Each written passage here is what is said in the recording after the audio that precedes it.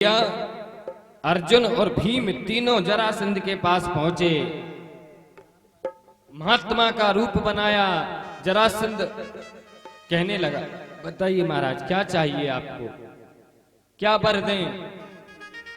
तो भगवान कहते हैं, बोले युद्धम न देहि राजेंद्रम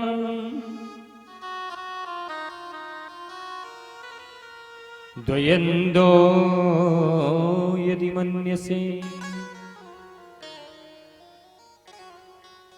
युद्धार्थिनो वयं प्राप्ता राजन्यानान्यकाक्षिणा।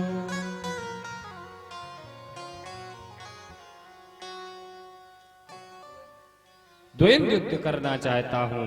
जरासंध कहता, जब आप द्वयं युद्ध करना चाहते हो तो फिर आप संत नहीं हो।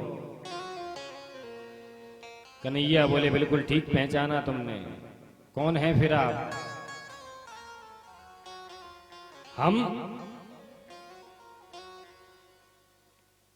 ये अर्जुन हैं, ये भीम हैं। बोला, आप कौन हैं? बोले, हम तुम्हारे सबसे बड़े शत्रु कृष्ण हैं।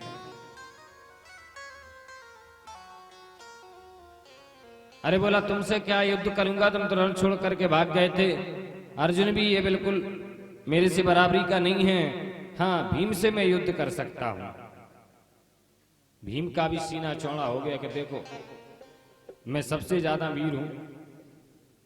और जब युद्ध हुआ तो जरासंध ने भीम को इतना मारा कि भीम की नस नस टूट गई। रात को भीम शिविर में कन्हैया के आए, कहने लगे, बोले महाराज ये तो मरता ही नहीं है, पता नहीं कौन सी मिट्टी का बना है, इसने मेरी नस नस ढीली कर दी मारते मारते। अब बताओ मैं क्या करूं? कि आप चाहते ही हो कि बिल्कुल मेरे यहां से प्राण ही निकल जाए। भगवान समझ गए, बोले एहसास हुआ है। भगवान बोले तो ठीक है।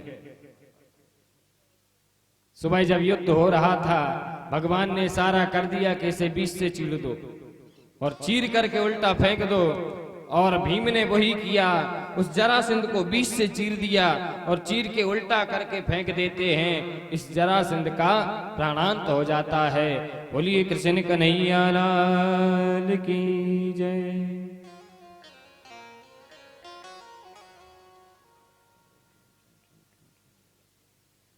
अब देखो आप, इससे जरासंध का भी उद्धार हो गया। तो भगवान अपने भक्तों पर कृपा करते हैं, अनन्य कृपा करते हैं।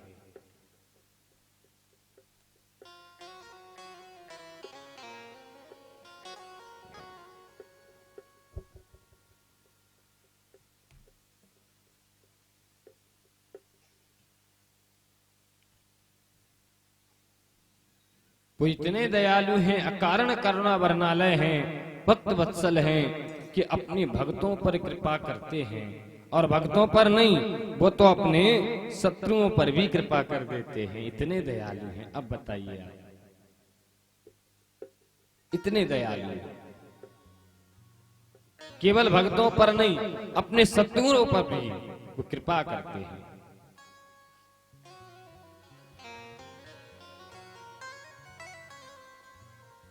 भागवत में एक बड़ा सुंदर चरित्र है, बड़ा मीठा चरित्र है, जिसे हम कहते हैं सुदामा चरित्र।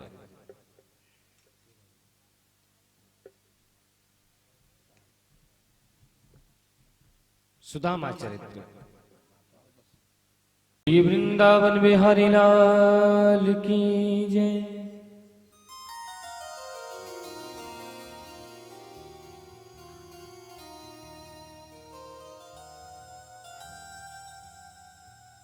कृष्णस्या, बड़ा सुंदर कहा गया। बोले कृष्ण के सखा थे। कृष्णस्यासीद सखा कश्चिद ब्राह्मणो ब्रह्म बेतमा।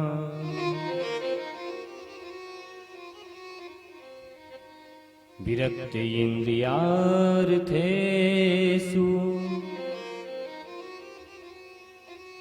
प्रशांत आत्मा जितेन्द्रिय।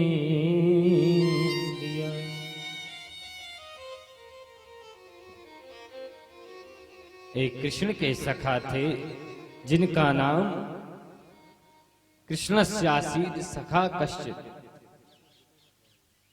और बोले कैसे थे? ब्राह्मण थे। और बोले कैसे ब्राह्मण थे? ब्रह्मवित्तमा, ब्रह्म को जानने वाले ब्राह्मण थे, ऐसे ब्राह्मण नहीं। और कैसे हैं? प्रशांत आत्मा, प्रशांत जिनका मन। और कैसे हैं? बोले जितेंद्रिया। कई लोग कहते सुदामा दरिद्र थे।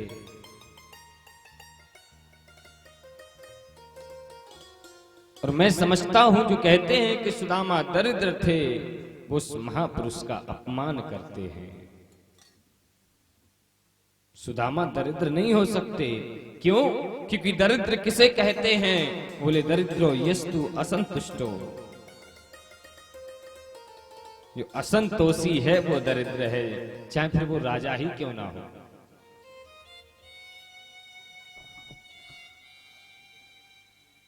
अगर एक राजा भी असंतोषी है तो वो राजा भी दरिद्र हो सकता है। जिससे धन की पाने की पिपासा निरंतर रहती हो कि आज इतना है कल और आए, आज इतना है कल और आए, इतना है और आए। जो निरंतर धन पाने की पिपासा इच्छा रखता है, चाहे वो राजा भी क्यों ना हो, वो राजा भी दरिद्र होता है।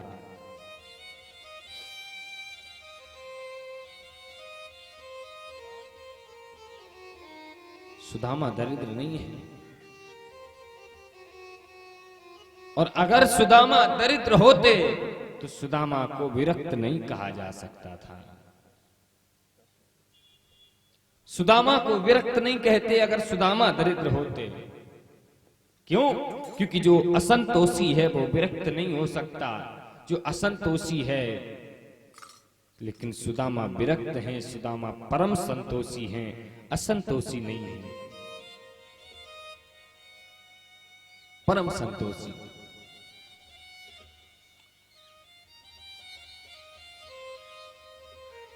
ये बात सही है कि तो सुदामा के घर में एक भी बर्तन साबुत नहीं है। ये बात भी बिल्कुल ठीक है कि सुदामा की धोती 20 जगह से फटी हुई है। ये बात भी बिल्कुल ठीक है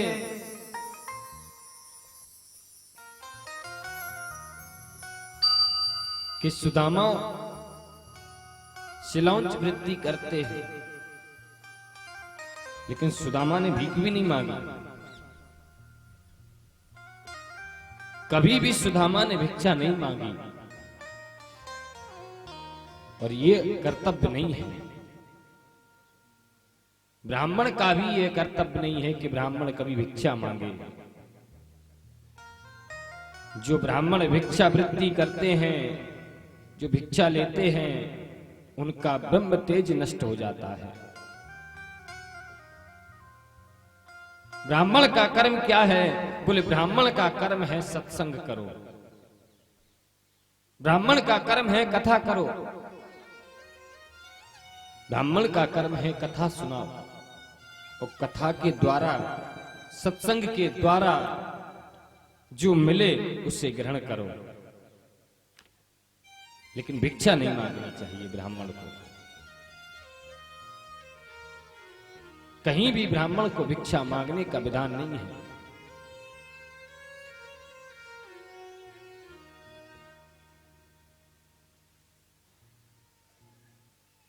देखें आप,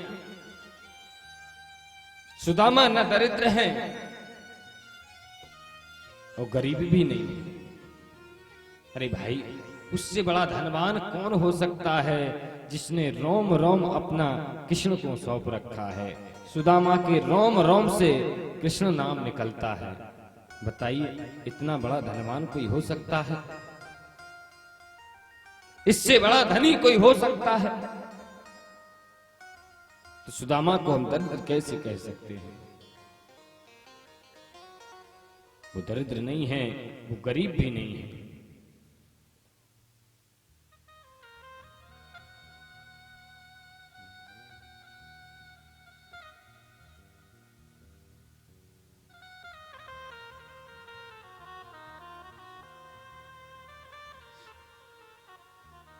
ये बात बिल्कुल ठीक है कि कई बार सुदामा के घर में 2-2 दिन तक चूल्हा नहीं जलता है, 2-2 दिन तक।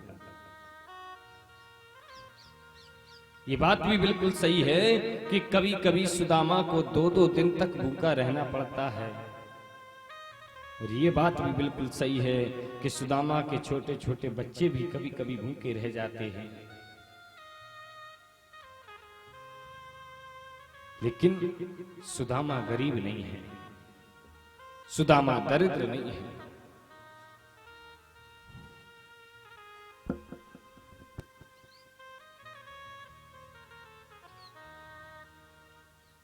सुदामा तो भगवान के भजन में लीन रहते हैं।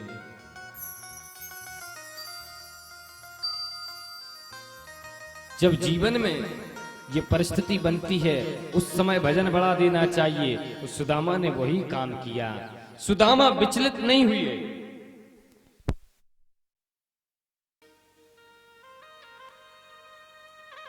भगवान के भक्त भक्ति करते हैं तो ऐसा नहीं कि केवल भगवान ही अपने भक्तों की परीक्षा लेता रहे और भक्त कुछ ना कहे, ऐसा भी नहीं होना चाहिए। सुनो, भक्तों को भी अधिकार है परमात्मा से कहने का, अरे वो हमारा ईश्वर है, हमारा प्रेमी है, हमने उससे प्रेम किया है तो हमारा अधिकार भी बनता है कि हम उससे कहें।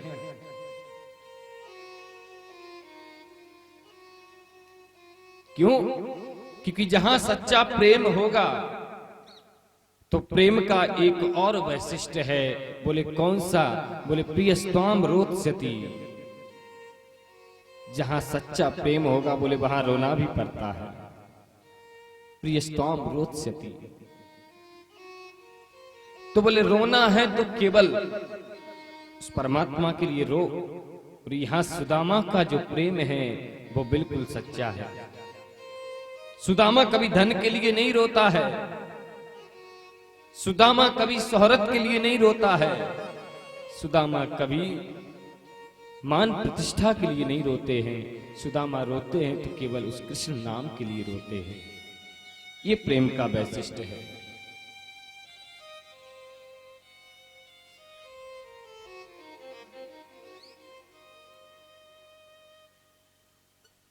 तो भक्तों का भी रूठने का अधिकार है।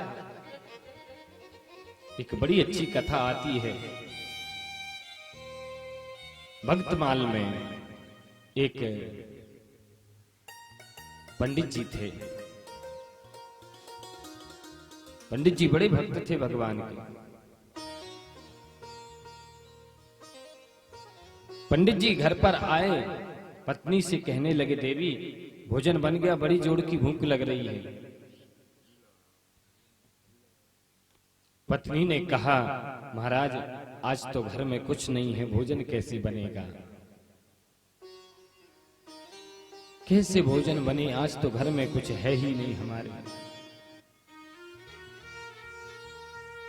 पंडित जी बोले, नहीं है तो कोई बात नहीं, व्रत हो जाएगा।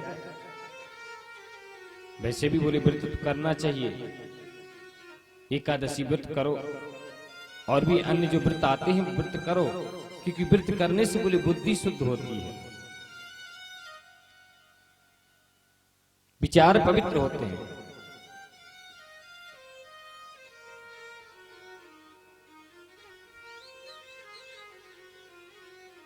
दूसरे दिन पंडित जी फिर आए तो फिर देखा, फिर आज भी भोजन नहीं बना।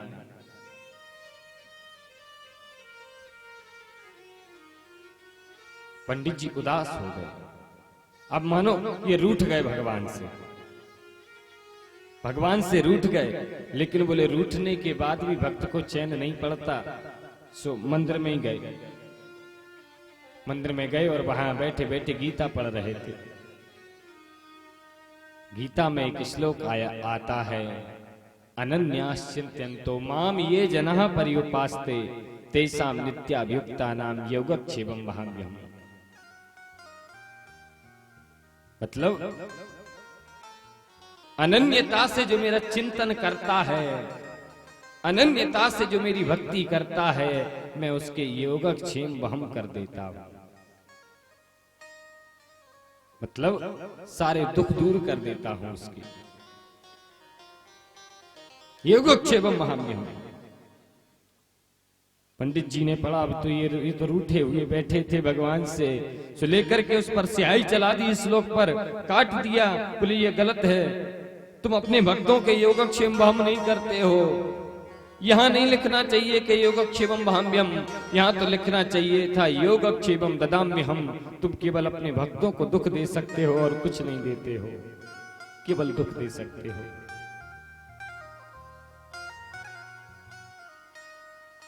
पंडित जी मन में बैठे, मंदिर में बैठे हुए थे।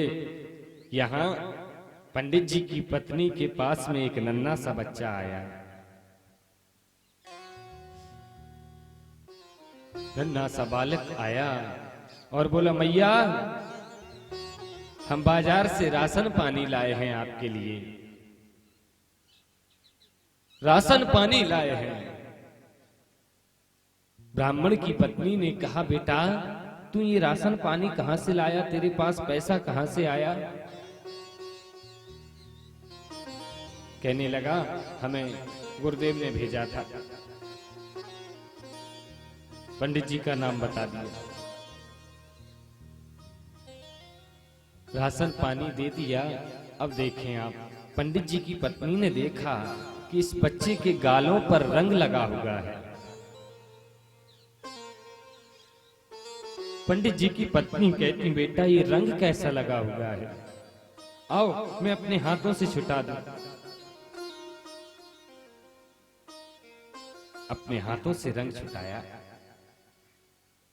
वो बालक प्रणाम करता और कहता, मैया अब मैं आज्ञा चाहता हूं, लेकिन जब गुरुदेव आ जाएं तो एक बात जरूर कह देना गुरुदेव से, केवल इतना कह देना कि इस बार जरा राशन पानी भेजने में गलती हो गई, राशन पानी भेजने में देरी हो गई, लेकिन अब दोबारा ऐसी देर नहीं होगी, दोबारा ऐसी गलती नहीं होगी।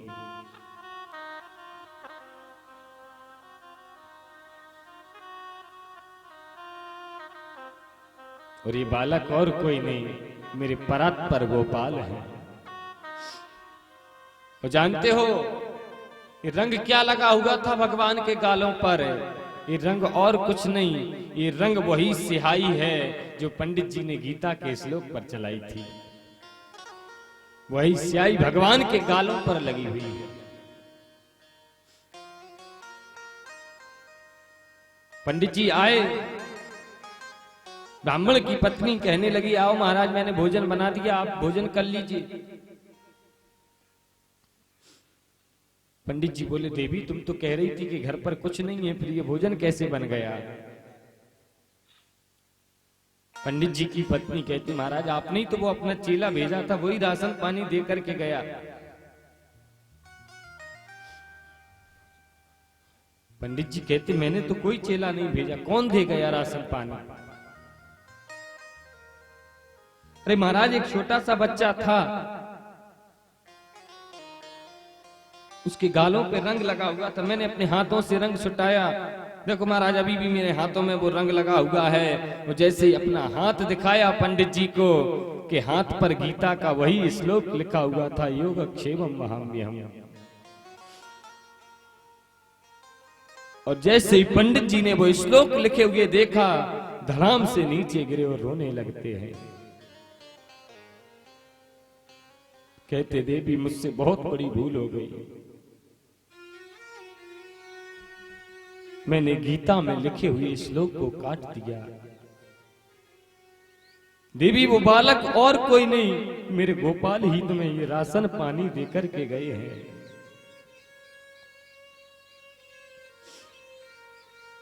मेरा कन्हैया ये राशन पानी देकर गया है। तो भगवान कोई भक्तों को रूठने का भी अधिकार होता है। एक तेरी सांवरी सूरत से बस हो ही गया है प्यार मुझे।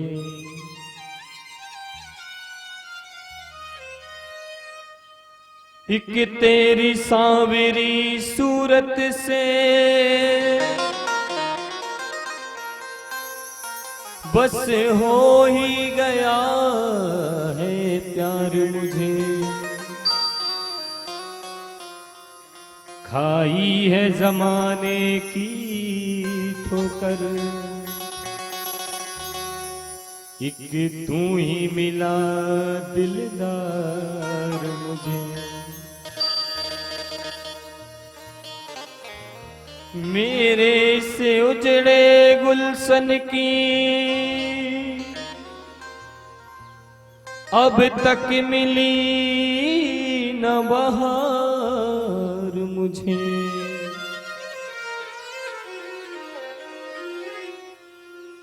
ऐ नंद के लाला देर न कर,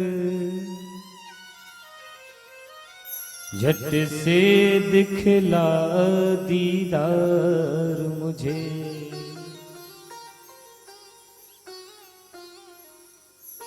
हे गोपाल अब तू देर ना कर, अब तू ना रुला। क्यों? क्योंकि जब से इस दुनिया में आया हूं तब से रो ही रहा हूं। जन्म लेते रोना पड़ता है, जब बड़े हुए तो विद्या अध्ययन के लिए रोना पड़ता है, फिर गृह गृहस्थी के लिए रोना पड़ता है, फिर आगे बुढ़ापे में रोना पड़ता है, और बिल मृत्यु के समय भी रोना पड़ता है। जब से इस जीवन में आया हूं तब से रो रहा हूं, जब से जन्मा हूं तब से रो रहा हूं। अब मेरे बांके बिहारी तू ना रुला, दुनिया के लिए तो बहुत रोया हूं। और रोना है तो केवल उस परमात्मा के लिए ही रो, केवल उसके लिए। संसार के लिए रोगे तो ये जीवन बिगड़ जाएगा, और उसके लिए रोगे तो जीवन सुधर जाएगा।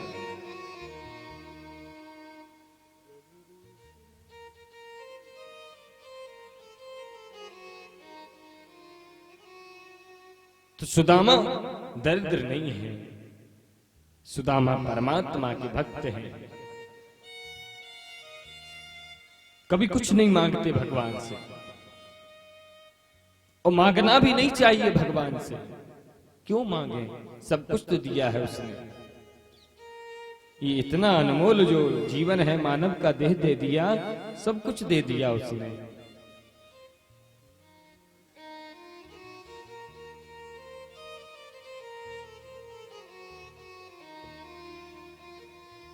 सुदामा की पत्नी सुशीला कहती, महाराज आज मैंने सुना कि वो द्वारका के राजा द्वारकाधीश आपके मित्र हैं। ठीक सुना तुमने। सुशीला कहती, महाराज तो जाओ ना एक बार उनके पास। अगर आप उनके पास जाओगे और अगर वो प्रसन्न हुए तो शायद क्या पता धन दे दे।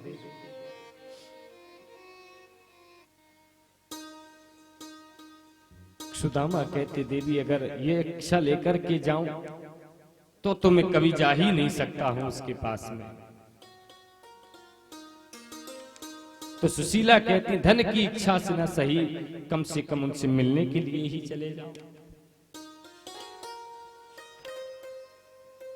सुदामा कहते, देवी शास्त्र कहते हैं कि मित्र और गुरु के पास कभी खाली हाथ नहीं जाना चाहिए। इसलिए क्या ले जाऊं मैं अपने मित्र को?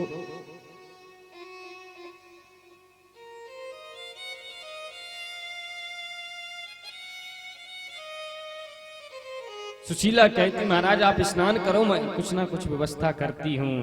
तो सुशीला ने क्या किया, 5 घर से चावल लेकर के आई। यात्वा चतुर्मुष्टीन विप्रान पृथुतंडुलान, 4 मुट्ठी चावल लिए और बांध दिए एक कपड़े में, और सुदामा वो चावलों की पोटली को लेकर के चले हैं। पैरों में पादुका नहीं है सुदामा की।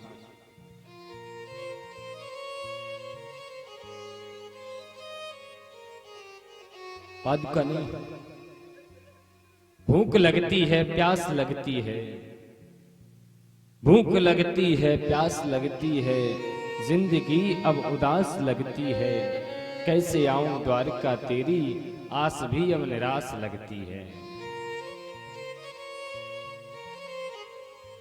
कैसे आऊं,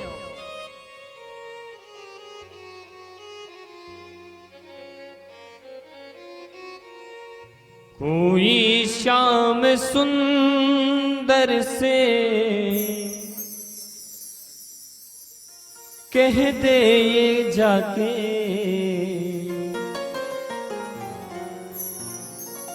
कोई शाम सुंदर से कह दे ये जाके, भुला क्यों दिया मुझे अपना बना के, भुला क्यों दिया मुझे अपना बना के।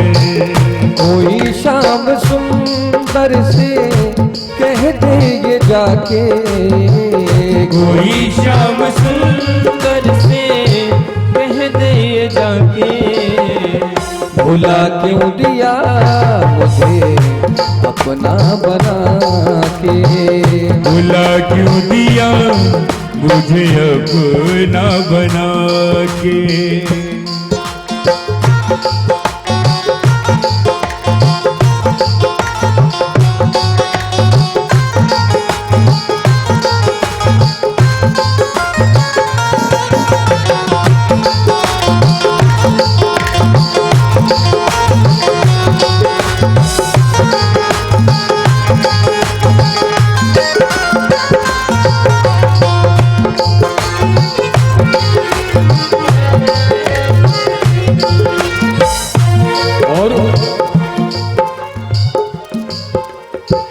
भुलाना ही था तो पहले ही कहते, भुलाना था तो पहले ही कहते, दर्द ये जुदाई का हम यूं न सहते, दर्द जुदाई का यूं न सहते।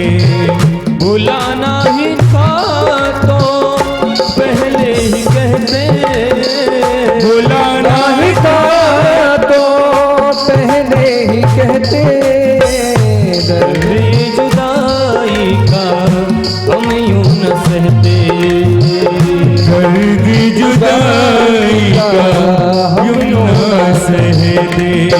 चल क्यों गए श्याम दीवाना बना के, चले क्यों गए शाम दीवाना बना के, भुला क्यों दिया मुझे अपना बना के, भुला क्यों दिया मुझे अपना बना के।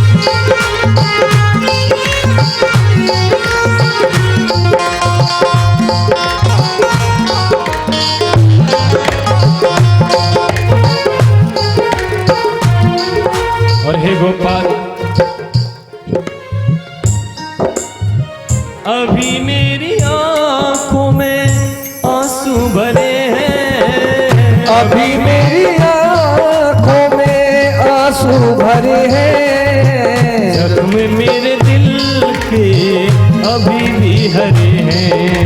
ओ जख्म मेरे दिल के अभी हरे हैं। जख्म मेरे दिल के अभी भी हरे हैं। जख्म मेरे दिल के अभी हरे हैं। चले क्यों गए श्याम मुरली बजा के, चले क्यों गए शाम मुरली बजा के, चले क्यों गए श्याम बंसी बजा के, चले क्यों गए श्याम बंसी बजा के, भुला क्यों दिया मुझको ना बना, भुला क्यों दिया मुझे अपना बना के। श्री राम है।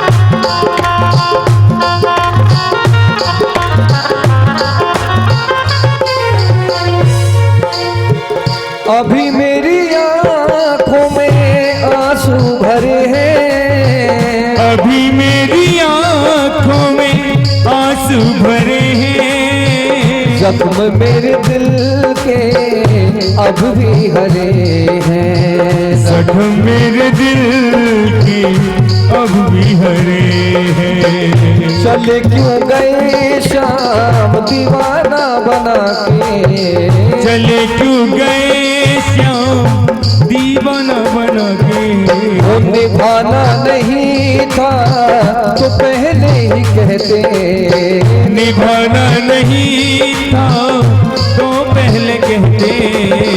बुझाते हो क्यों आग दिल में लगा के, बुझाते हो ओ आगे दिल में जहा के, कोई शाम सुंदर से कह दे ये जाके, कोई श्याम सुंदर से कह दो ये जाके। भूला क्यों दिया मुझे अपना बना के, भुला क्यों दिया मुझे अपना बना के, भूला क्यों दिया मुझे अपना बना के, भुला क्यों दिया मुझे अपना बना के। गांव में बैठे परमात्मा ही सुदामा को नदी से पार करा करके ले जाते हैं। भगवान से सुदामा पूछते हैं, भैया यहाँ से द्वारका पहुंचने में कितना समय लगेगा? बोले तुम्हारी ये हालत देख करके तो लगता है कि तुम्हें 6 महीने लग जाएंगे अभी। सुदामा तो वहीं सो गए और बोले, सुन रे कन्हैया, अब तेरी 1000 बार गरज पड़े तो मोए बुला लिए, वरना अब अपने राम इधर से आगे नहीं जा रहे हैं।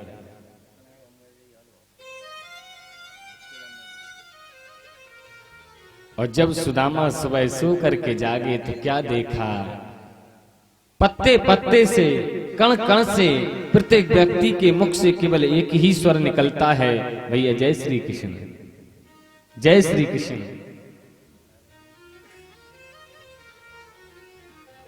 सुदामा पूछने लगे, भैया ये कौन सा नगर है? तो बता दिया, बोले ये द्वारकापुरी है। कौन सी द्वारका? वही जहां के राजा द्वारकाधीश श्री कृष्णचंद्र हैं। हाँ हाँ वही द्वारका है।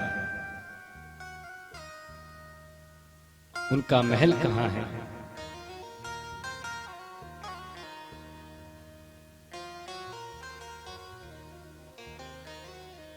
बताया, बोले उन्हीं के महल है सब, कहीं भी चले जाओ। राजमहल यहां से थोड़ी दूर पर जाने पर है।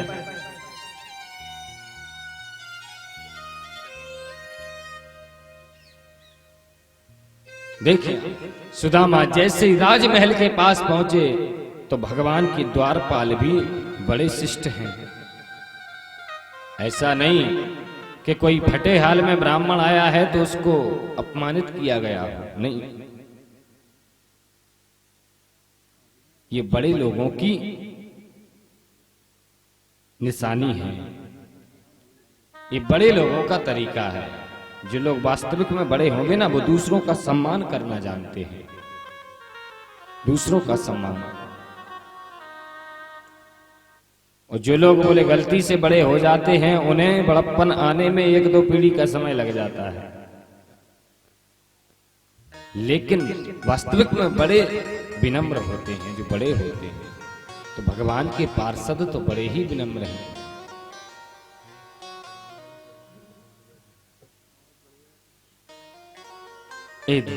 ये भाव है। सुदामा जी जब आने लगे तो कहते हैं, प्रभु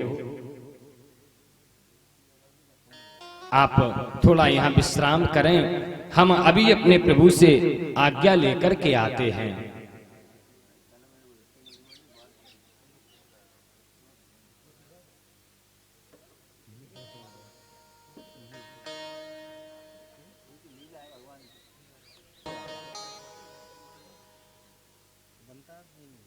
भगवान का पार्षद पहुंच गया।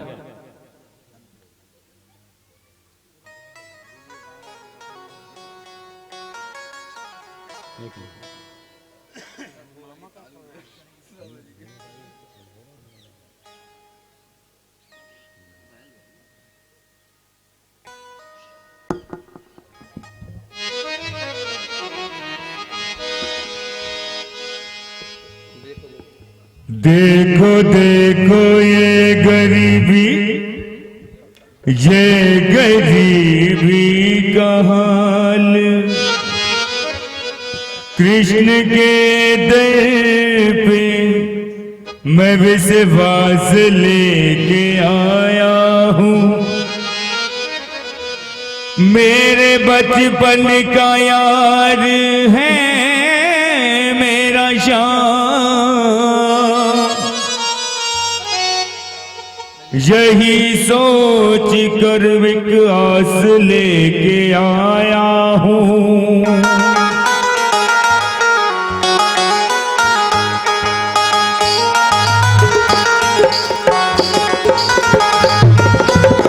अरे घर पालो कन्हैया से कह दो, अरे घर पालो कन्हैया से कह दो कि दर पे सुदामा गरीब आ गया है, कि दर पे सुदामा गरीब आ गया है। अरे द्वार पालो कन्हैया से कह दो, अरे द्वार पालो कन्हैया से कह दो कि दर पे सुदामा गरीब आ गया है, कि दर पे सुदामा गरीब आ गया है।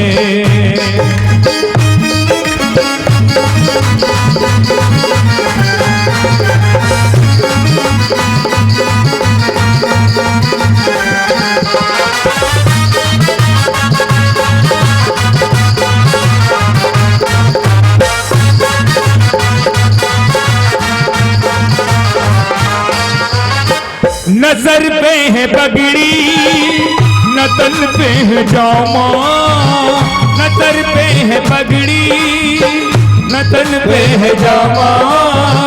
बता दो कन्हैया को नाम है सुदामा, बता दो कन्हैया को नाम है सुदामा। हो बता दो कन्हैया को नाम है सुदामा।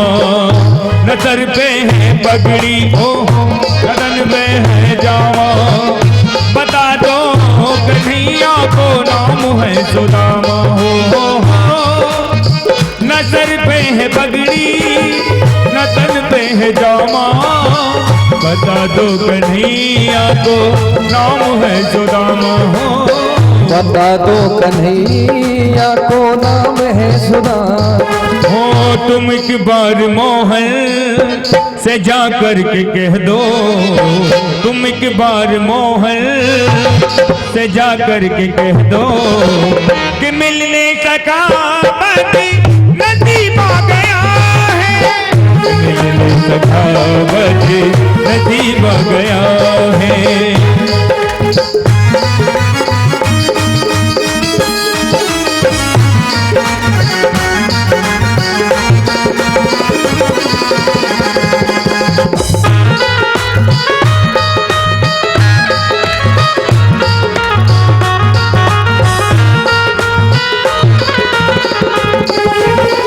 सुनते ही दौड़े चले आए मोहन, सुनते ही दौड़े चले आए मोहन, लगाया गले से सुदामा को मोहन, लगाया गले से सुदामा को मोहन।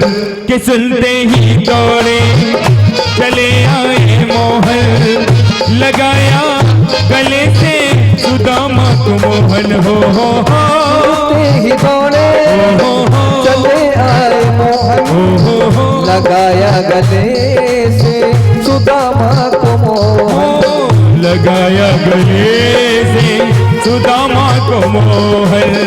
हुआ रुक्मणी को बहुत ही अचंभा, हुआ रुक्मणी को बहुत ही अचंभा, ये मेहमान कैसा अजीब आ गया है, ये मेहमान कैसा अजीब आ गया है, अजीब आ गया, अजीब आ गया, अजीब आ गया है, अजीब आ गया, अजीब आ गया, अजीब आ गया है, के दर पे सुदामा गरीब आ गया है, दर पे सुदामा गरीब आ गया है।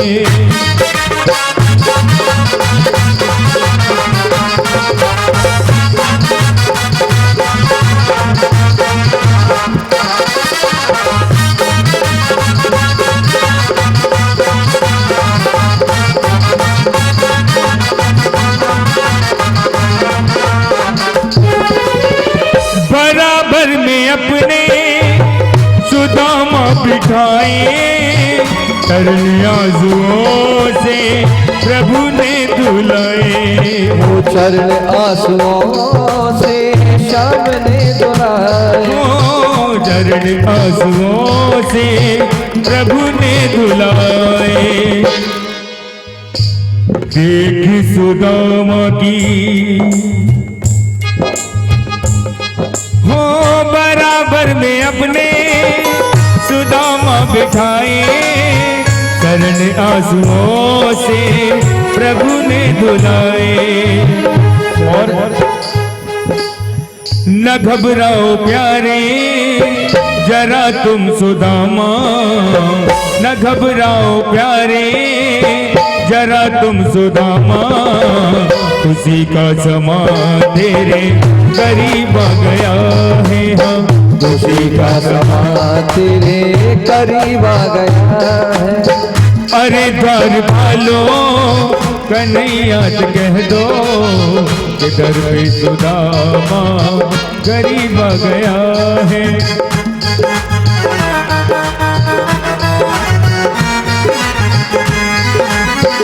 दर पे सुदामा गरीब आ गया है, दर पे सुदामा गरीब आ गया है, दर पे सुदामा गरीब आ गया है, दर पे सुदामा गरीब आ गया है।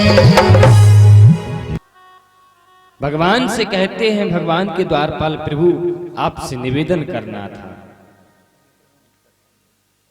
एक ब्राह्मण आपसे मिलना चाहता है, आपके दर्शन करना चाहता है।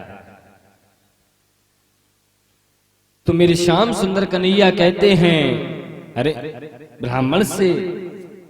ब्राह्मण को हमसे मिलने के लिए द्वार पर कब से खड़ा रखने लगे हो? ब्राह्मण तो हमसे किसी भी समय कभी भी हमसे मिल सकता है, किसी भी कक्ष में हमारे जा सकता है। बोले महाराज वो ब्राह्मण बड़ा अजीब है, फटी सी धोती है, न सर पे पगड़ी है, पैरों में पादुका तक नहीं है।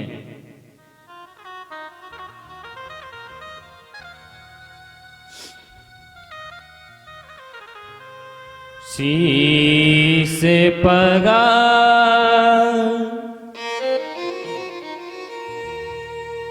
ना झगा तन पे, प्रभु जान को आहे,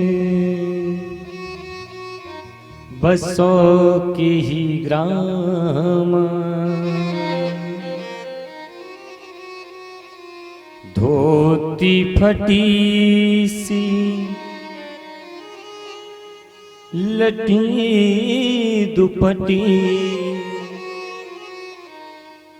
और पायों पान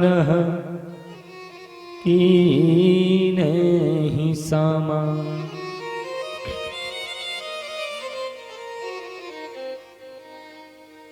द्वारे खड़ो द्विजे दुर्बल, एक रहो चक सौ बसुधा अभिरामा। पूछते दीन दयाल को धाम, बतावत अपनो नाम सुदामा। पूछत दीन दयाल को धाम, बतावत अपनो नाम सुदामा। पूछत दीन दयाल को धाम, बतावत अपनो नाम सुदामा। पूछत दीन दयाल को धाम, बतावत अपनो नाम सुदामा। और जैसे ही मेरे प्रभु ने सुदामा नाम सुना, सुदामा शब्द सुनते ही मेरे प्रभु सिंहासन से उठ खड़े हो गए। इतना ही नहीं, महारानी रुक्मिणी बाजूबंद पहना रही थी, बाजूबंद भी नहीं पहने, चरणों की पादुका भी नहीं पहनी मेरे प्रभु ने।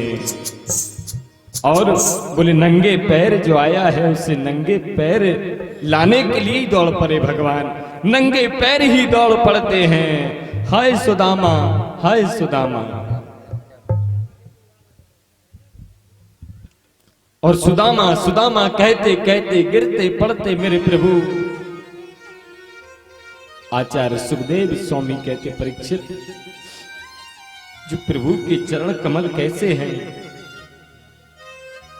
बोले अगर फूल भी बिछा दो ना तो इतने कोमल चरण हैं मेरे प्रभु के फूलों की पंखुड़ियां भी चुभ जाएंगी। अब बताइए आप कितने कोमल चरण होंगे मेरे प्रभु के। तभी तो एक भक्त कहता है, बोले गर्भ फूल बिछाऊं तो शायद चुभ जाएंगे। बोले अगर मैं भगवान को फूल बिछा दूं तो भगवान के चरण इतने कोमल हैं कि फूल भी चुभ जाएंगे भगवान के चरणों में। अगर फूल बिछाऊं तो शायद चुभ जाएंगे, क्यों ना अपनी आंखें ही बिछा दूं तो कम से कम भगवान के तलवे तो नजर आएंगे। क्यों ना मैं अपनी आंखें ही बिछा दूं। इतने कोमल चरण मेरे प्रभु के। लेकिन देखें आप, बोले जो भक्त जैसे आता है परमात्मा उसकी सेवा भी उसी प्रकार से करता है। सुदामा नंगे पैर आए हैं तो भगवान भी सुदामा को लेने के लिए नंगे पैर दौड़ रहे हैं। और दौड़ते दौड़ते जब मेरे प्रभु सुदामा के पास पहुंचे,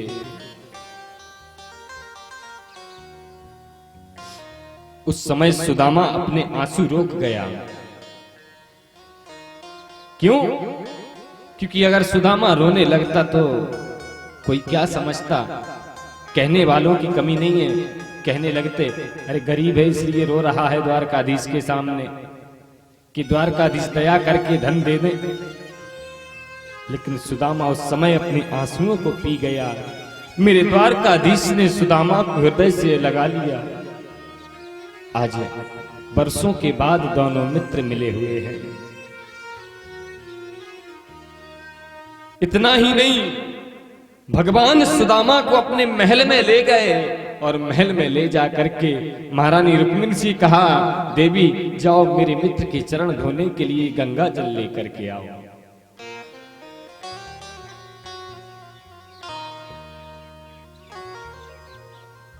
अपने सिंहासन पर बिठा दिया और सुदामा के चरणों में नीचे बैठ गए और चरण धोने लगते हैं।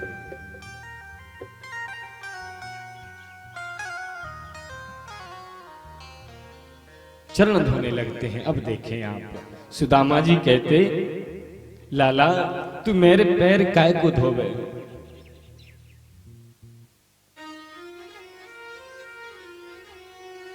लेकिन जब मेरे प्रभु ने सुदामा का चरण उठाया है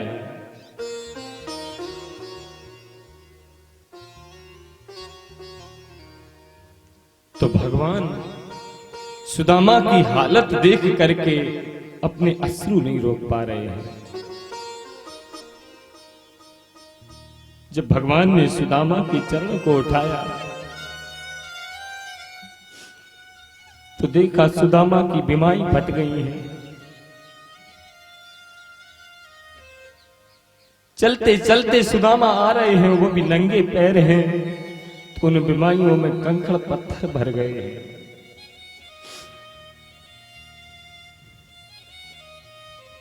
एक नहीं, सुदामा के चरणों में कई अनगिनत कांटे लगे हुए हैं, अनगिनत कांटे।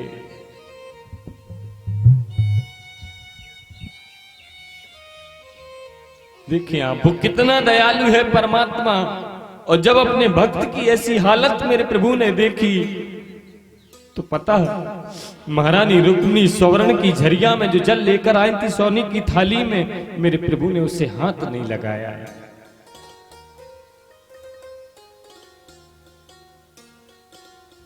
भगवान सुदामा से कहते हैं, सुदामा तुमने इतने कष्ट सहन किए लेकिन आने में कितनी देर कर दी तुमने, इतनी देर कर दी।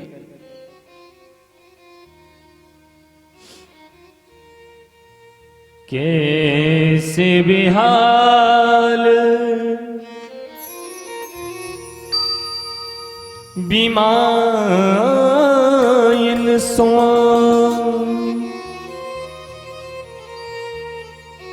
पग कंटक जाल लगे पुन जोए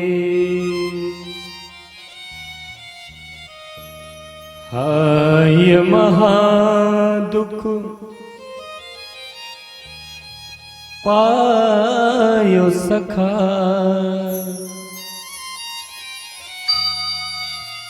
तुम आए तेना किते दिन खोए।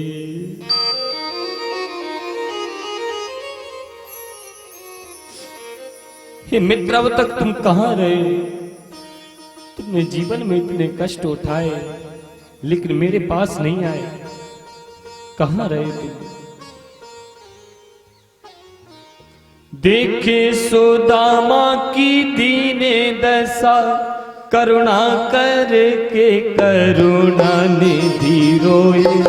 पानी परात को हाथ छुयो नहीं, नैनन के जल सौ पग धोए। पानी परात को हाथ छुओ नहीं, नैनन के जल से पग धोए। पानी परात को हाथ छुयो नहीं, नैनन के जल सौ पग धोए। ओ पानी परात को हाथ छुओ नहीं, नैनन के जल से पग धोए। क्यों? भगवान कहते ये महान ब्राह्मण है, इस ब्राह्मण के चरण धोने के लिए भी जल भी महान होना चाहिए। तो भगवान कहते ये जो गंगा जल है ना, वो तो मेरे चरणों से निकला हुआ है। भगवान कहते ये सुदामा इतना महान ब्राह्मण है कि इसके चरण मैं अपने चरणों के जल से नहीं धो सकता। ये गंगा जल मेरे चरणों का जल है, मैं कौन सा महान जल लेकर के आऊं। तो मेरे प्रभु ने नैनों के जल से अपने मित्र उस महान ब्राह्मण सुदामा के चरणों को धोया है, नैनों के जल से।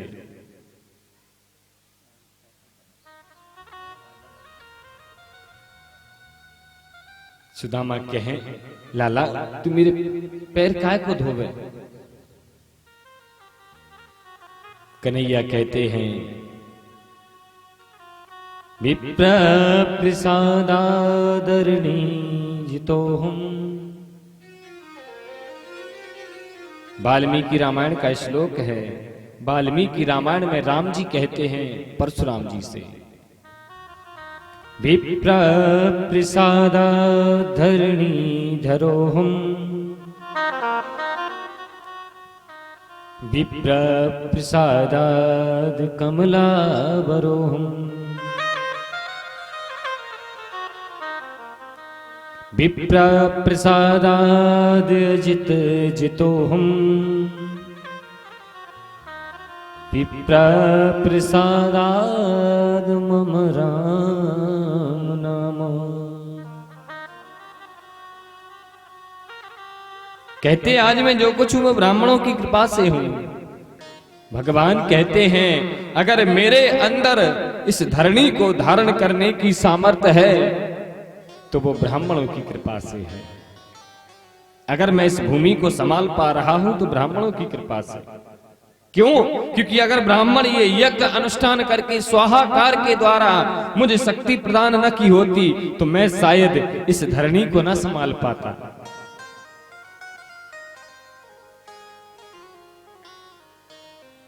और बोले आज अगर मेरा राम नाम जगत में अमर है तो वो किसकी कृपा से है? बोले ब्राह्मणों की कृपा से। अजित जितो हम मम राम नाम, अगर ये राम नाम अमर है तो ब्राह्मणों की कृपा से। अगर ब्राह्मणों ने हमारी कथा को न गाया होता तो शायद ये राम नाम भी अमर ना होता। तो मैं तो आज जो कुछ हूं वो ब्राह्मणों की कृपा से हूं।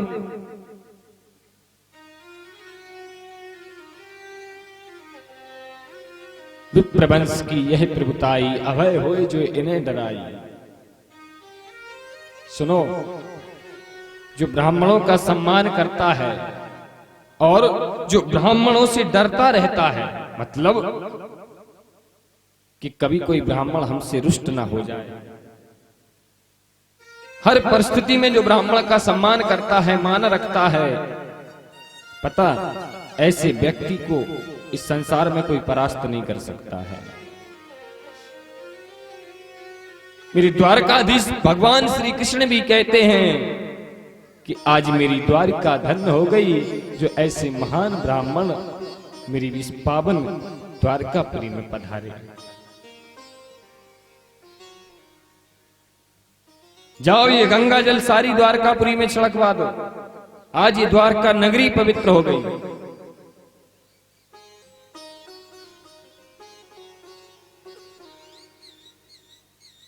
अब दोनों मित्र आपस में मिले हुए हैं, मित्रता की बातें हो रही हैं। भगवान की पत्नी आशीर्वाद लेने के लिए आई सुदामा से। महाराज मैं रुक्मिणी प्रणाम करती हूं, चिरंजीवी हो, सौभाग्यवती हो। मैं सत्यभामा सौभाग्यवती हो, मैं जामवती सौभाग्यवती हो। अब भगवान की जब 100-200 पत्नियां आशीर्वाद ले गईं, लेकिन सुदामा ने देखा बोली लाइन नहीं टूट रही है। सुदामा कन्हैया से कहते हुए लाला इधर आ, एक बात कहूंगा तो से, ये बता ये इतनी सारी स्त्रियां जो आशीर्वाद लेने के लिए आ रही हैं, ये अड़ोस पड़ोस से भी बुला ली क्या तुमने? कन्हैया बोले नहीं नहीं कोई नहीं है, सब अपनी घर की हैं। अरे अपनी ही हैं हमारी। इतनी? बोले अभी देखते जाओ, अभी तो ये शुरुआत हुई है।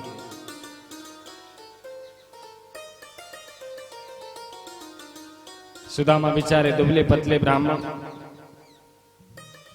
बोले लाला एक काम करो, आशीर्वाद समारोह में ही सारा वक्त निकल जाएगा। मैं ये काम करता हूं, मैं तुम्हें आशीर्वाद दे देता हूं और मेरी तरफ से तुम ही सबको आशीर्वाद दे देना। देखें, ये हमारे भारत वर्ष के ब्राह्मण की सामर्थ्य है कि जो परमात्मा को आशीर्वाद देने की सामर्थ्य भी रखता है। ये भारत का ब्राह्मण भगवान को भी आशीर्वाद देने की।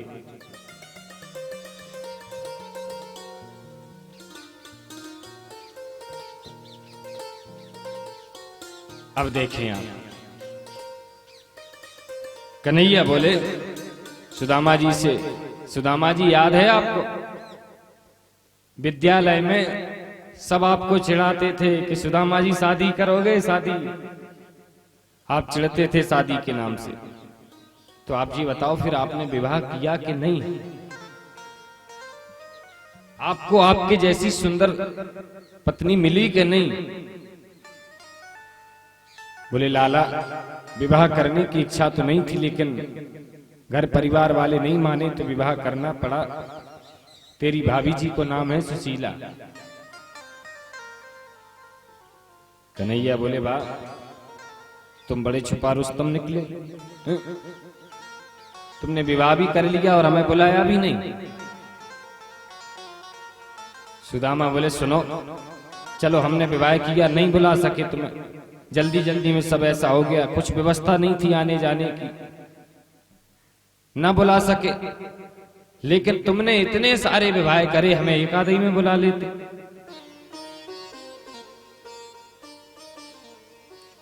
कन्हैया बोले तुम्हारे विवाह तो ठीक ठाक हुए होंगे ना, जैसे होते हैं। क्यों? बोले तुम्हारे नहीं हुए। अब बोले हमारे मत पूछो कि हमारे कैसे हुए, हमारे तो ऐसे हुए कि 5 बजे घर पर बैठे हैं, विवाह करने का कोई विचार नहीं, और थोड़ी देर बाद देखा तो दूसरी बहू घर पर बैठी है। ऐसे ऐसे विवाह हुए हमारे। कन्हैया बोले चलो वो सब ठीक है। अब हमने यहाँ लिए पूछा कि तुम अकेले होते तो कोई बात नहीं, अब भाभी जी जब घर पर हैं तो भाभी जी ने हमारे लिए क्या भेजा।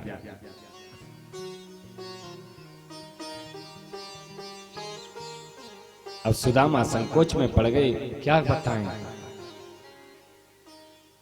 सोचने लगे ये बड़ी बड़ी राजकुमारियां क्या सोचेंगी, कैसा मित्र है, तंदुल लेकर के आया है चावल। भगवान की नजरों से छुपाना चाहते हैं, लेकिन बोले सुनो, जहां किसी की नजर नहीं पड़ती वहां उसी की नजर पड़ती है। भगवान ने सुदामा की उस पोटली को खींच लिया, और जैसे ही वह पोटली खींची है और जैसे ही उस पोटली में मेरे प्रभु ने उन तंदुलों को देखा है, भगवान कहते वारे सुदामा, ये अमृत लाए हो तुम मेरे लिए और तुम इस अमृत को छुपा रहे थे। इन तंदुलों पे तो अगर मैं तीनों लोग तुम्हें दे दूं तो भी मैं तुम्हारा ऋण नहीं चुका पाऊंगा। प्रेम के भूखे प्रेम के तंदुल प्रेम के भाव से खाने लगे।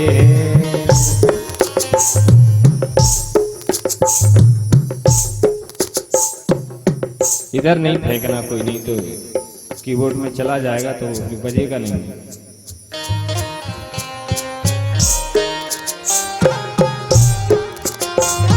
वैसे भी जरूरत नहीं है कि दूर से चावल फेंको। जब कथा विश्राम हो तब भगवान को अपनी भेंट समर्पित करें। ये तो बताइए, अब ऐसे फेंकने से भगवान के पास आ रहे हैं? कहीं किसी के बालों में जाएंगे, किसी के ऊपर गिरेंगे, भगवान के पास तो आएंगे नहीं। भूखे प्रेम के तंदुल प्रेम के भाव से खाने लगे, से खाने लगे हैं। तंदुल के दानों में दिन का दिन दरिद्र चबाने लगे हैं। तंदुल के दानों में दीन का दीने दर्द चबाने लगे हैं।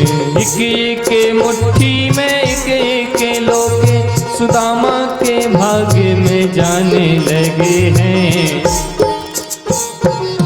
एक मुट्ठी में एक लोग सुदामा के भाग्य में जाने लगे हैं। त्रिभुवन ने पथ की देखे उदारता, तीनों भवन थर्राने लगे। त्रिभुवन ने पथ की देखे उदारता, तीनों भवन थर्राने लगे हैं। तीनों भवन थर्रा रहे कि पता नहीं भगवान क्या करेंगे।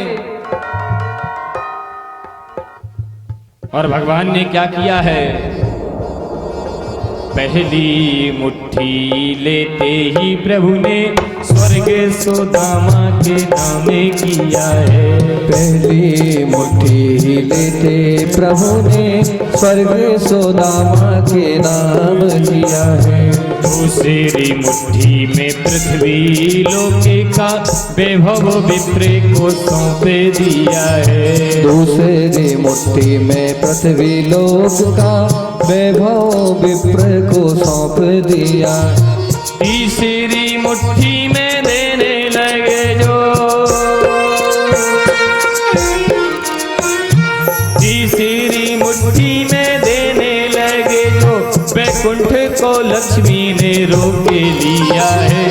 अपना निवास भी दाने में दे रहा, कैसा दानी ये मेरा पिया है।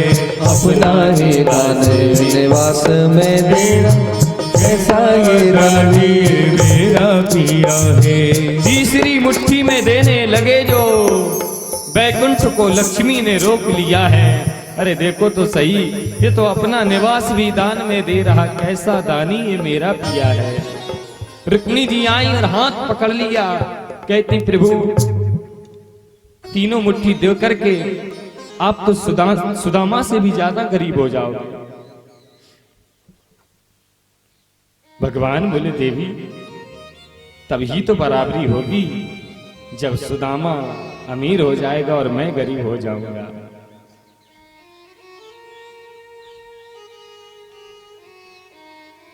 सुदामा बड़ा भक्त है, और देवी तुम भी तो थी, तुम भूल गई सुदामा का वो एक चावल जो सुदामा ने हमें भूखे रह करके हमें समर्पित किया था, वो एक चावल। जानती हो देवी, एक चावल वो सुदामा की कुल पूंजी थी उस समय। मतलब जब सुदामा ने सारी संपदा हमें दे दी, सारी पूंजी हमें दे दी, तो हिसाब बराबर कब होगा?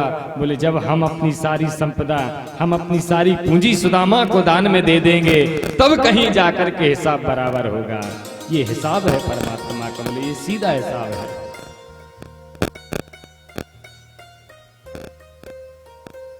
और देखें, कई लोग कहते हैं कि भगवान श्री कृष्ण ने सुदामा को श्राप दिया था, लेकिन परमात्मा अपने भक्तों को कभी श्राप नहीं दे सकता, और वो भी सुदामा जैसे भक्तों को है। भगवान तो ऐसे भक्तों को ढूंढते रहते हैं कि कोई ऐसा वैष्णव भक्त मिल जाए। भगवान ऐसे भक्त को श्राप देंगे? कभी नहीं दे सकते। एक बार क्या हुआ, एक ब्राह्मणी थी, बूढ़ी ब्राह्मणी, गरीब थी बेचारी। आज रात्रि में कुछ लोगों ने उसे चने दे दिए, मैया ये चने ले लो, भगवान को प्रसाद लगा करके पा लेना। अब बूढ़ी मैया ने उन चनों को भूना, और भून करके कहने लगी कि अब मैं अभी नहीं पाऊंगी इन्हें, सुबह भगवान को प्रसाद लगाऊंगी और फिर कहीं जाकर के ये चने पाऊंगी। एक मथानी में वो पोटली डाल दी चने की, बुने हुए चने थे। रात में चोर आए चोरी करने के लिए। अब बिचारी बूढ़ी ब्राह्मणी, बाकी घर में कछु ना आए मिलो, जैसे तैसे करके वो पोटली मिली। चोरों ने सोचा कि इसमें हीरे जवाहरात होंगे। पोटली लेकर के चोर भाग रहे थे कि गांव वालों ने देख लिया, गांव वाले पीछे से। अब चोर दौड़ते दौड़ते गुरु सांदीपनी के आश्रम से निकले तो भागे चले जा रहे थे घबरा करके, तो वो पोटली वहीं गिर गई। पोटली वहीं गिर गई। अब देखें आप, सुबह वह पोटली मिली गुरु माता को। गुरु माता ने देखा, अरे ये तो चने हैं, अरे कहीं यहीं गुरुजी ने रखे होंगे या किसी ने गिर गए होंगे, प्रसाद होगा भगवान का। सोचने लगी जब कृष्ण सुदामा वन में जाएंगे तो उन्हें दे देंगे, सो दोनों पाएंगे। अब देखें आप, अब वो चोर तो वह चने की पोटली ले गए। अब वह बूढ़ी मैया वैसे भी भूखी थी ही और आज भूख से पीड़ित होती है। कहती वो चने भी थे, वो चने भी चोर उठा करके ले गए। कहती मैं श्राप देती हूं, जो भी उन चनों को खाएगा वो दरिद्र हो जाएगा, जो भी वो चने खाएगा। और वही पोटली गुरु माता ने सुदामा को दे दी कि कृष्ण सुदामा तुम दोनों खा लेना। सुदामा कैसे हैं? बोले सुदामा हैं ब्राह्मण। और ब्राह्मण कैसे? बोले ब्रह्मवित्तमा, ब्रह्म को जानने वाले। जब सुदामा के हाथ में वो पोटली आई, सुदामा समझ गए इनमें तो श्राप लगा हुआ है।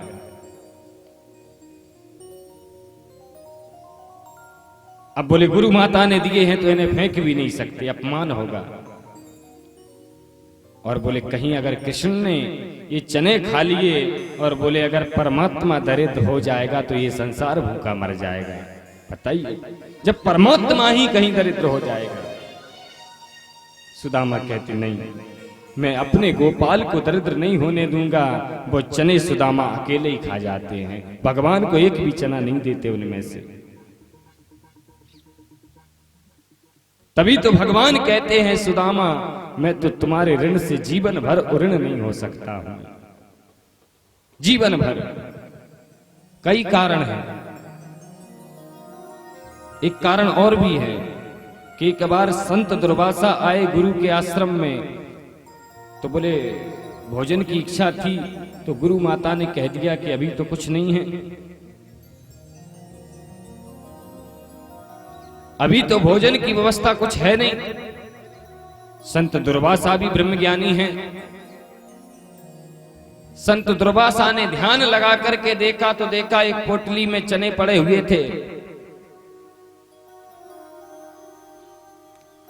दुर्वासा कहने लगे अरे वाह, चने हैं और मुझे नहीं दिए, जाओ मैं श्राप देता हूं, जो भी वो चने खाएगा वो दरिद्र हो जाएगा। कई कारण हैं, लेकिन ये कारण नहीं है कि भगवान श्री कृष्ण ने सुदामा को श्राप दिया था।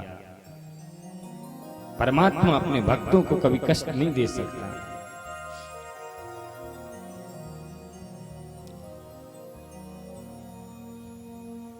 सुदामा एक दिन रहे और सुबह अपनी सुदामापुरी को लौट पड़ते हैं। और जब सुदामा लौट करके आ रहे हैं, अब सुदामा रो रहा है, रोते ही रोते जा रहा है सुदामा। क्यों? श्री राधे, आप लोग शांति का परिचय दें।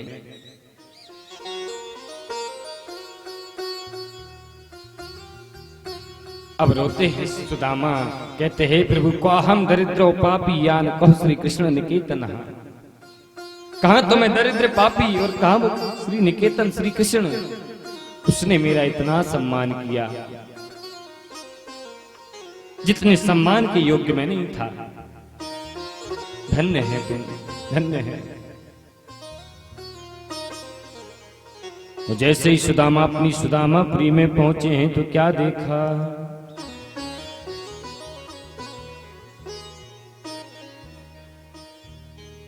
मंदिर देखे डरे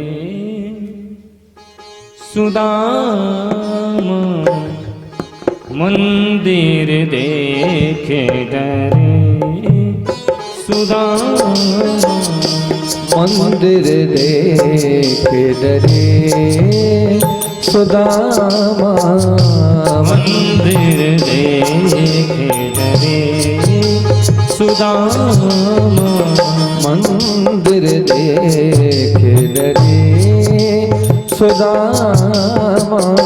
यह तो हटी मेरी छोटी झोपड़िया, यहाँ तो थी मेरी छोटी झोपड़िया, यह तो थी मेरी छोटी झोपड़िया, यह तो हटी मेरी छोटी झुपड़िया, कंचन महल खड़े मंदिर देखे डरे सुदामा, मंदिर देखे डरे, मंदिर देखे डरे, मंदिर देखे मंदिर सदा मंदिर देखे डरे, मंदिर देखे डरे।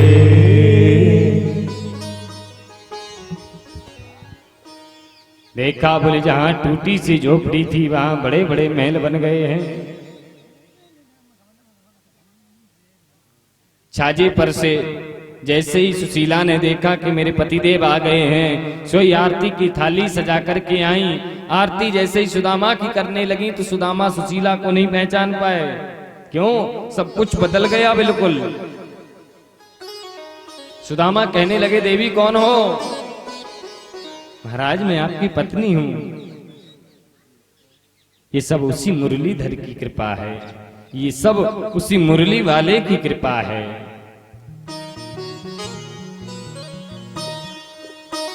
सुदामा कहते, हे गोपाल, मैंने ये सब तो तुझसे नहीं मांगा था, ये क्यों दिया? भगवान ने सुदामा पर कृपा की। इस सुदामा चरित्र को सुनने के बाद में कौन सी शिक्षा मिलती है? जीवन में कितना बड़ा भी कष्ट क्यों ना हो, जीवन में कितना बड़ा भी दुख क्यों ना हो, लेकिन परमात्मा के नाम को अगर नहीं भूलोगे तो जिस प्रकार से परमात्मा ने सुदामा पर कृपा की, हम सब पर कृपा होगी, हम सब पर कल्याण होगा। अगर सुदामा का चरित्र जीवन में हम उतार लेंगे तो एक ना एक दिन वह कृष्ण हमें जरूर मिलेगा, वो गोपाल हमें जरूर मिलेगा। हम खेल खेल के आते हैं, खेल खेलने के लिए गए, बॉल खेल रहे थे तो बॉल कुएं में गिर पड़ी, और जैसे ही भगवान के पुत्र उस बॉल को उठाने के लिए कुएं की ओर गए तो देखा उस कुएं में एक बहुत बड़ा गिरगिट पड़ा हुआ है। मानो भगवान अपने बच्चों को कुछ संदेश देना चाह रहे थे।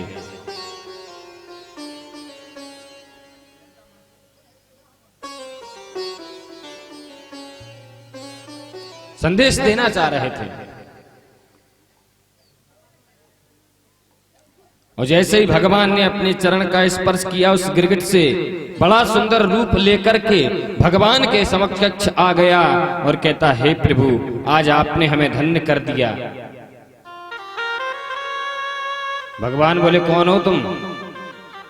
बोला, महाराज आप मुझे नहीं जानते। भगवान बोले, नहीं, कौन हो? बोला, महाराज मैं राजा निर्ग हूं। राजा हो? बोले, हाँ।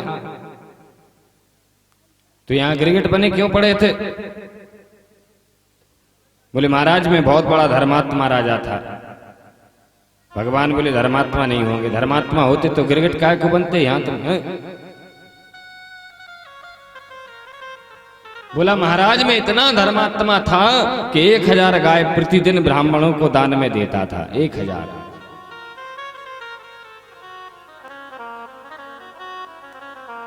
अच्छा, गाय दान में देते थे? हाँ। तो भगवान बोले, तुम जर्सी गाय देते होंगे दान में।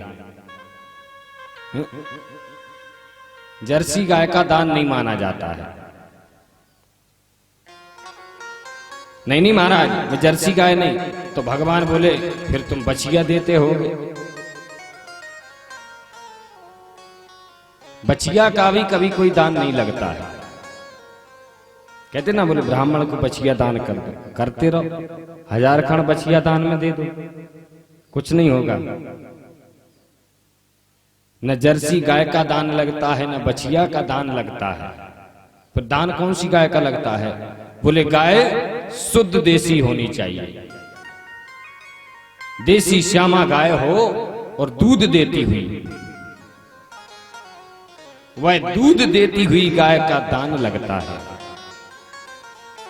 तो भगवान बोले तुमने ब्याई गाय नहीं दी होगी। बोले नहीं महाराज, मैं देसी श्यामा गाय देता था, प्रतिदिन हजारों गाय दान में देता था, दूध देती हुई गाय दान में देता था, फिर क्यों गिरगिट बन गए? बोला महाराज मुझसे एक बार भूल हो गई। एक ब्राह्मण की गाय छूट करके मेरी गायों में आकर मिल गई। देखिए ब्राह्मण की गाय, अब मैंने वो गाय को दूसरे ब्राह्मण को दान में दे दिया सुबह। अब सुबह वह पंडित जी अपनी गाय को ढूंढने के लिए आ रहे थे। इधर से ये पंडित जी महाराज गाय लेकर जा रहे थे। दोनों ब्राह्मण आपस में मिले, कहा सुनी होने लगी, राजा तक बात आई, हमारे पास लेकर के आए। तो हमने कहा गलती तो हमसे हुई है, आप ऐसा करो, ये गाय को एक ब्राह्मण रख लो और इसके बदले में चाहे हमसे 10 गाय ले जाओ। लेकिन बोले ब्राह्मण भी इतनी हट पकड़ गए कि बोले नहीं हम तो जई गाय लेंगे। वो कहे हम तो जई तो गाय लेंगे, क्या किया जाए? फिर जब लड़ने झगड़ने लगे, मैं भी कुछ नहीं कर पाया। फिर दोनों ब्राह्मण उस गाय को छोड़ करके भाग गए, बोले हमें नहीं चाहिए, दोनों भाग गए।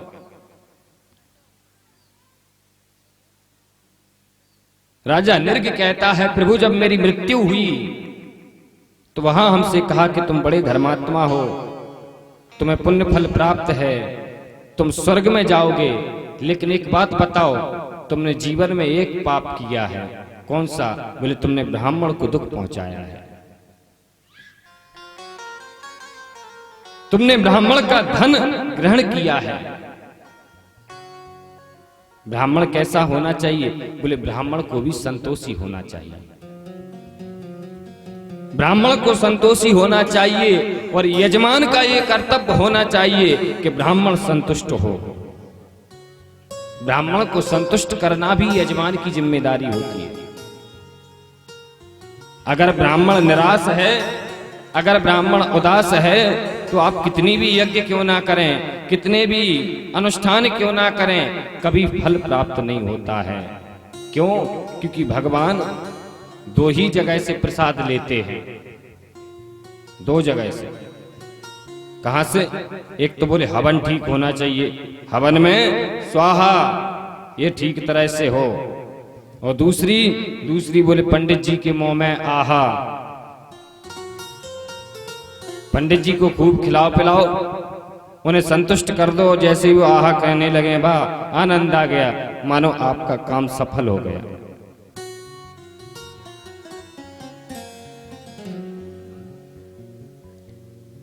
तो यहां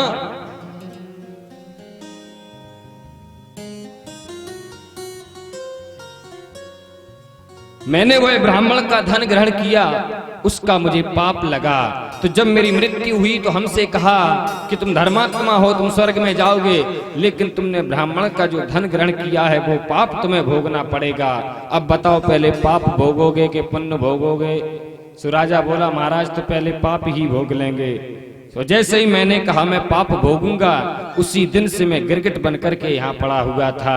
तो देखो जरा सी गलती पर मुझे गिरगिट बनना पड़ा, और आज मेरे पुण्य उदय हो गए, जो आज मैं परमात्मा के धाम को जा रहा हूं। ये शिक्षा भगवान अपने पुत्रों को दिलाना चाहते थे कि बेटा भूल करके इनका अपमान मत करना, कभी भी इन्हें उदास मत कर देना। साधवो हृदयमयम, साधु मेरा हृदय है,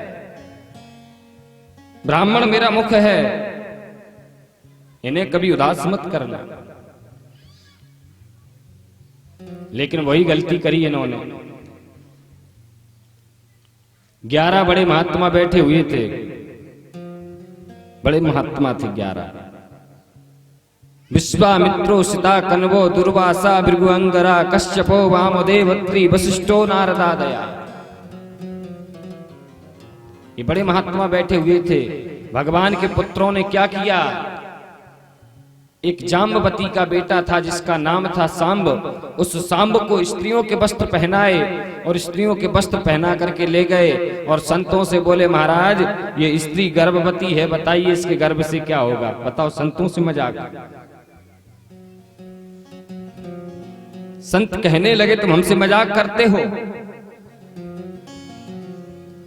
हम श्राप देते हैं, इसके वंश, इसके गर्भ से तुम्हारे वंश को नष्ट करने वाला प्रकट होगा।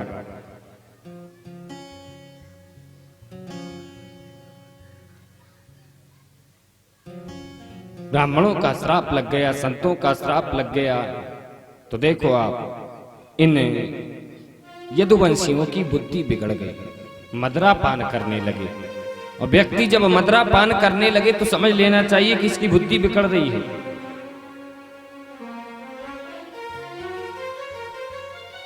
मदरा पान करने लगे और ये सब लीला भगवान की ही थी,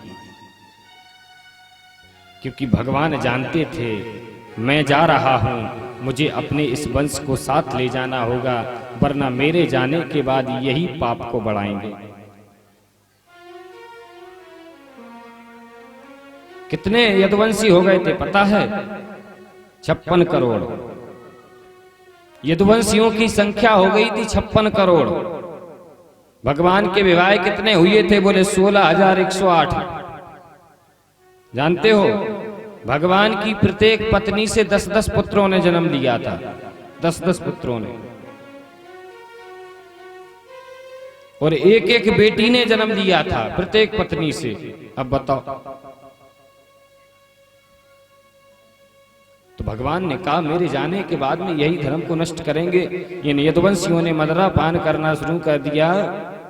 मदरा पान करते हैं तो बुद्धि बिगड़ती है, लड़ाई झगड़ा होने लगा, एक दूसरे को मारने लगे, एक दूसरे को मार काट करके अपने आप ही नष्ट होने लगते हैं। आज भगवान अर्जुन के साथ गए थे,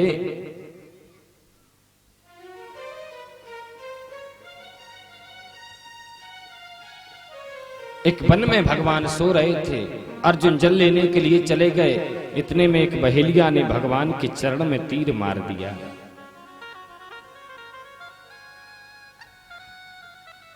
तीर मार दिया, भगवान चीखे, दौड़ करके आया, कहने लगा प्रभु हमसे गलती हो गई, क्षमा कर दो। भगवान बोले कोई बात नहीं। कई लोग तो ये भी बताते हैं कि ये बहेलिया बोले पूर्व जन्म का बाली था, भगवान ने इसे छुप करके मार दिया था तो इसने भगवान को मार दिया। आज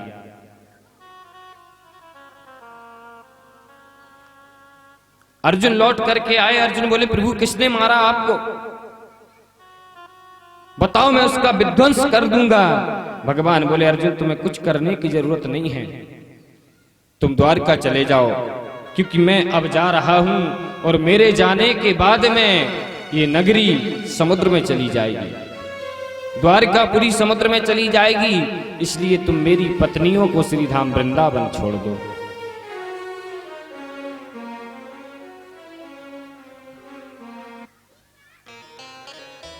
अर्जुन भगवान की पत्नियों को लेकर के वृंदावन जा रहे थे कि रास्ते में कोल भील आए, लूटने लगे। तो अर्जुन खड़े खड़े देखते रह गए, कुछ नहीं कर पा रहे हैं। भगवान की सभी पत्नी पृथ्वी में समा जाती हैं। मानो भगवान ने अर्जुन को संदेश दिया कि अर्जुन जब तक मैं था तब तक तू था, मेरे जाने के बाद तू कुछ नहीं है। भगवान लेटे हुए थे, बलराम जी आ गए भगवान के पास में, और बलराम जी आए। बलराम जी ने भगवान को प्रणाम किया, कन्हैया प्रणाम किया, और देखते देखते बलराम जी ने शेष रूप धारण कर लिया, और शेष रूप धारण करके बलराम जी धाम को चले जाते हैं। देवता पुष्पों की वर्षा कर रहे हैं भगवान के ऊपर कि प्रभु अब धाम में पधारो।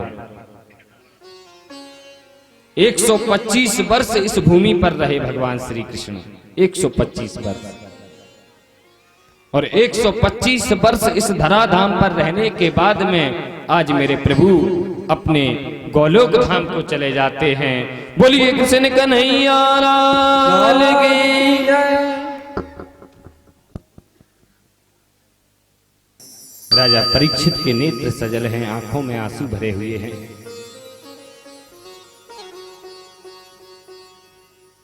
कहते प्रभु आज मैं धन्य हो गया, आपने इतनी सुंदर हमें कथा सुनाई।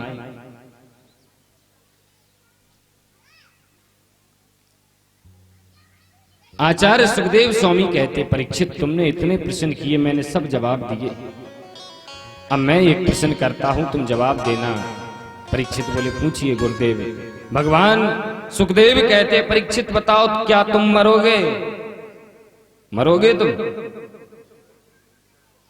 और जैसे इतना कहा परीक्षित बोले प्रभु जो मरेगा मैं वो नहीं हूं, और जो कभी मरता नहीं है मैं तो वो हूं। जैसे इतना कहा सुखदेव जी बोले बस परीक्षित मुझे प्रशंसा है कि तुमने मेरी भागवत कथा सुनी है। इस शरीर मरता है, शरीर जलता है, लेकिन ना आत्मा कभी जन्म लेती है ना आत्मा कभी मरती है, और मैं आत्मा हूं। राजा परीक्षित ने भगवान सुखदेव का बड़ा पूजन किया। आचार्य सुखदेव स्वामी मंच से खड़े हुए और मेरे कृष्ण बलराम उस ब्रज मंडल को मन में चिंतन करते हुए अपनी तीर्थ यात्रा के लिए चले जाते हैं। बोलिए सुखदेव भगवान की जय। श्राप से प्रेरित होकर के राजा परीक्षित को दसने के लिए चल देता है।